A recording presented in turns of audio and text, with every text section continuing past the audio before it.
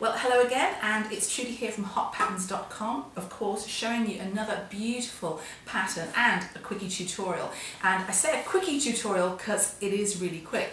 This is one of our Fast and Fabulous pieces. This is the Fast and Fabulous Mariposa tunic dress. Tunic dress because it depends on how you want to wear it. You can wear it as a dress, you can wear it as a tunic, over pants or a skirt. But the whole point of this one is it's got this fabulous kind of cape detail on the back, which is what really makes it that kind of whole sort of caftan-y look, which is really lovely. I'm going to show you how to make it, and you'll be amazed, I promise, at how quick and easy it is to make.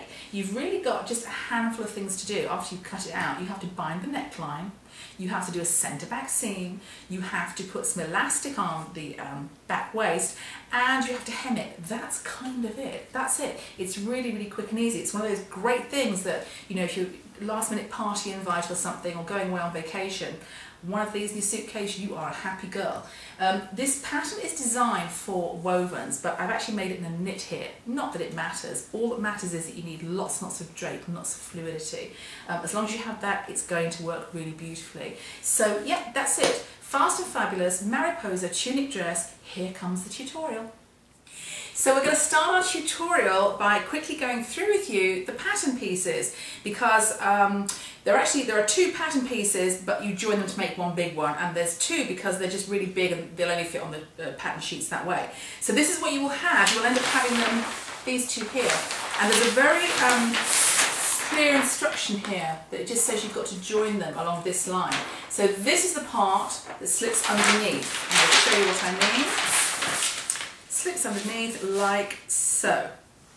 Now you can pin them together, you can stick them together with tape, you can staple them together, whatever you want, but you must put them together before you start cutting. And then of course this edge here, this edge here, goes along your folded fabric. So it is in fact one piece, just one big old piece, very simple to do. Because of the size of it, you may find you don't have enough room on your cutting table. Oh well, you're going to have to hit the floor, I'm afraid, but it's not that hard to do. So that's your main pattern piece. There's really only one other one, it's really, really small, and it's to create, if I can find it, is to create your bias that goes around your neckline. That's it. I mean, you can use purchase bias if you wish. You can also use fold over elastic if you want to, if that's the kind of finish you're looking for. But that's it, those are your pattern pieces. The only other piece you'll find in the pattern envelope, apart from the instructions, of course, are, if I can find where it is, your elastic guide to tell you how much elastic to cut. And let me quickly show you the elastic. It's in the instructions and on the pattern envelope, I've put to use very soft elastic, by which I mean one that has a huge amount of stretch and recovery.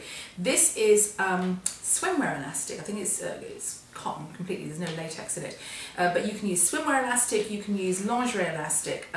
The key is this, seriously, you want that to be really nice and soft. If not, it doesn't like clump up at the back. So that's what you need. You need your fabric piece, you need your binding, you need your elastic, and away you go. Okay, so I am ready to start sewing, and I thought I'd quickly go through with you the fabric that I'm using. This is, well, obviously this is my fabric. This is a rather lovely tomato red knit. It's a rayon knit, quite light red. Or even tomato red. Or if you wish, if you wish. And let's call it lipstick, shall we? Because it matches mine. All right. And I've chosen to use this just because it's a nice colour. You don't need to use a knit for this. It's designed for knits or wovens because it really doesn't need the kind of stretch. What it does need is the drape, and this, you can see, very, very drapey fabric, which is lovely. So the most tricky thing you have to do, it's really not tricky at all, is to bind your neckline. That's the first thing you need to do. And in order to do that, I'm going to work a row of stay stitch around my neckline, because knits being knits, well, they do tend to stretch, and I want it to kind of stay where I put it. And I'm going to use this machine, which is a vintage brother. I have no idea how old it is. I don't even remember where we got it from, but I haven't used it before. So 50s, I think. It is 50s? Okay, so it's a learning experience all round. Could go well, could go horribly wrong. Who knows? Okay, so I'm very pleased to report that the machine's working really well. You'll see it in a moment. It sounds lovely too. I've done a row of stay stitching about 1/4 inch away from the cut edge, and I'm going to get this Jeremy to zoom in and see if we can actually see this, because it's going to be really zoomed in. Can you see that? If you zoom. Bear with me a second. I'm going to bear with you. It's keep fine. zooming. You can keep zooming. Just bring it over that way a little bit. Okay. Yeah, now we're going to zoom even more. Okay. Lift it up a little bit, please. There we go, we can't zoom on that. Point it out to me, please. Okay. It's along here. There's a line of stay stitching. Well, this is what happens when your thread really matches your fabric. You don't really see the stitching, but that's okay. And now I'm going to quickly pin on the binding, and I'm going to start at the centre back and work my way around. But I'm going to do it on the wrong side. I'm going to sew it onto the wrong side and then flip it over to the right side so I can get a nice, neat finish of just the stitching just looking really beautiful. And I'll show you me stitching that. It's kind of easy to do. So now let me pin it and show you what I mean. So now I've just put a start pin into my start position on my binding, and what I've done is I've folded the edge of the binding back like at an angle, and that's how I'm going to start it. And I'm just going to sew along the pressed crease here of the binding. This is on the wrong side of the garment. I'm going to go all the way around the neckline, and as I do it I'm just going to pull it a little bit. I don't want it kind of yanked, but I just want to give it a little bit of tension so it kind of pulls that neckline in and looks really, really nice. I'm hoping you can hear how nicely this purrs along when it sews. So let me just adjust my stitch length because that's how I roll. Okay. Can you hear that? Ooh, it's lovely. Right, all the way around the neckline with this. Now you can see I'm coming to the end of the neckline here, and what's going to happen is this. When this piece of binding hits the other one, I'm just going to keep sewing in the same kind of stitch line. So a little tug on there, and we're all good. And this is kind of jiggling on the table because it's actually on my desk, not on my sewing table, but what the hey. Okay, that's that. Now, let me show you how this looks so far. Trim off the excess. We are good.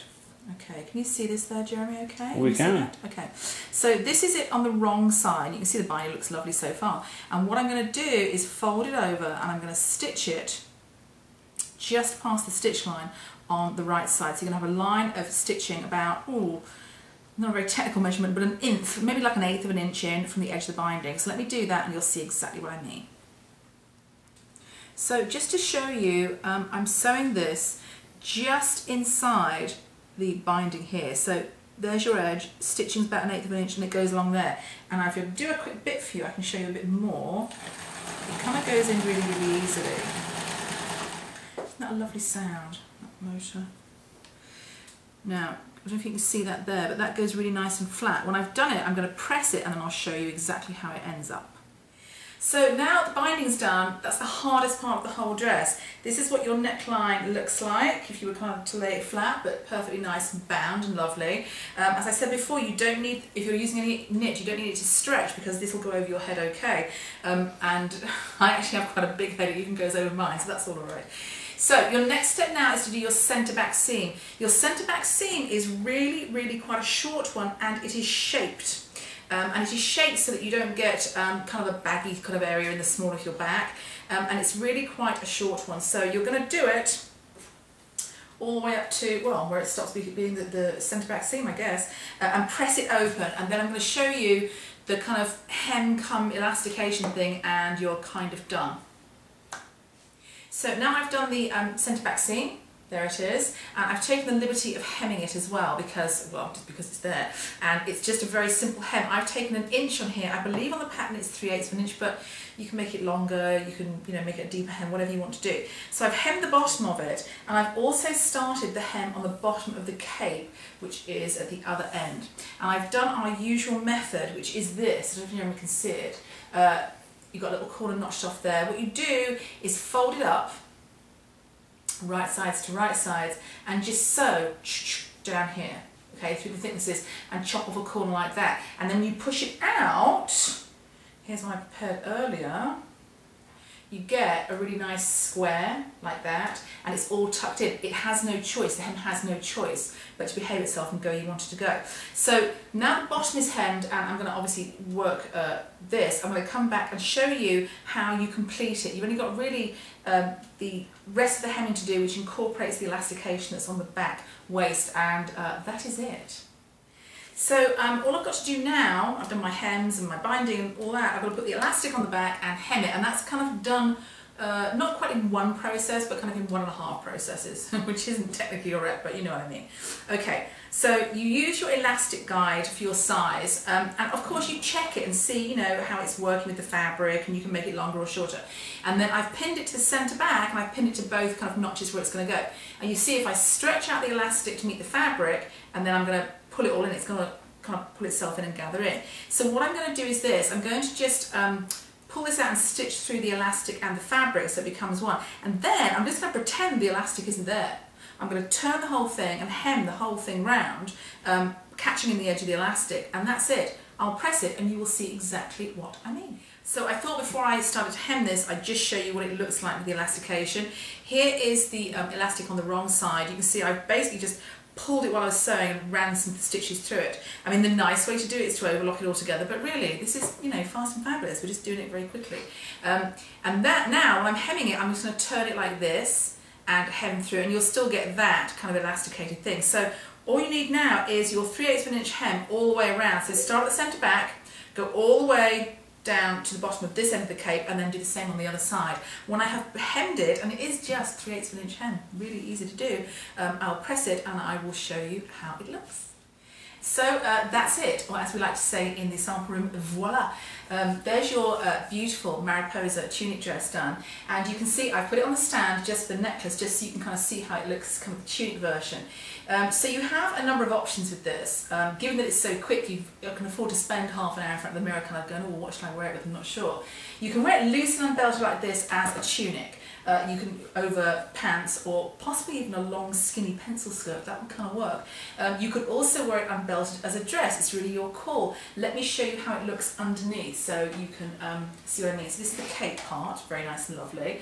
If I flip this up out of the way, you will see the back here, that's the elastication. Now I've had to pin it to the dummy because the dummy's got a really scooped down back, and I don't, so, but that's kind of where it will sit. If you think you're going to feel kind of too exposed, then wear a camisole or something underneath, it's not a big deal. But a halter neck bra or just a normal bra will be fine because you're not going to see the back area. What you are going to get is that nice kind of capey effect when this drops. So you can wear it like this as a tunic over pants or skirt, as a dress as it is. It's kind of like a modern kind of caftan. So if you wore it on its own, definitely flat shoes or flat sandals would be really good.